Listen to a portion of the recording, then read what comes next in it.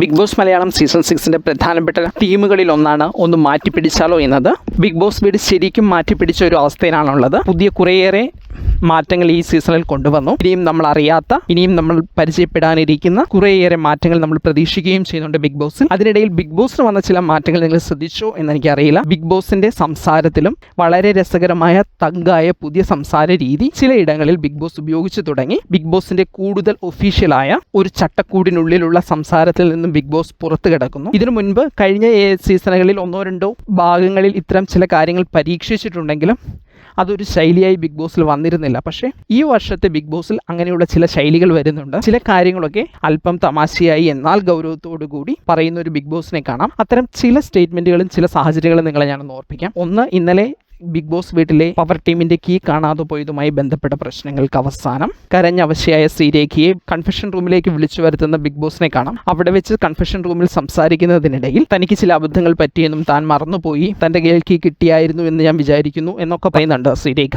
അപ്പോൾ ഇനി അത് ആവർത്തിക്കില്ല എന്ന് പറയുന്നു. മാത്രമല്ല, അതിന് എനിക്കൊരു ശിക്ഷ തരണം ബിഗ് ബോസ് എന്ന് ബിഗ് ബോസിനോട് ശ്രീരേഖ ചോദിക്കുന്നുണ്ട്. തനിക്ക് ഈ അബദ്ധം പറ്റിയതിനൊരു ശിക്ഷ തരണം എന്ന്. ഇതിന് ബിഗ് ബോസ് നൽകുന്ന ഒരു മറുപടിയുണ്ട്.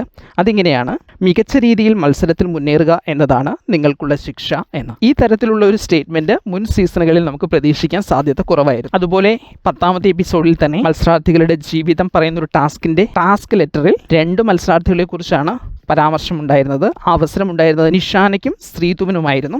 ഇവരുടെ കുടുംബവിശേഷങ്ങളും ഇവരുമായി ബന്ധപ്പെട്ട മറ്റ് വിശേഷങ്ങളും കാര്യമായി മത്സരാർത്ഥികൾക്കിടയിൽ പറഞ്ഞിട്ടുമില്ലായിരുന്നു. അപ്പോൾ ബിഗ് ബോസ് കൊടുത്തുവിട്ട ടാസ്ക് ലെറ്ററിൽ ഇതിനെക്കുറിച്ചിട്ടുള്ള ഒരു പരാമർശ ഭാഗം ഇങ്ങനെയാണ്: ഇവരെ ഇങ്ങനെ വിട്ടാൽ പറ്റില്ലല്ലോ, പിടിച്ചു കെട്ടി മുന്നിൽ നിർത്തുക തന്നെ വേണം എന്നാണ്. അല്പം രസകരമായ, ആകർഷണീയമായ ഒരു ഭാഷയും എന്നാൽ അതിൽ ബിഗ് ബോസിന്റെ തനി കർക്കശവും ഉൾക്കൊള്ളുന്ന ഒരു സ്റ്റേറ്റ്മെന്റ്.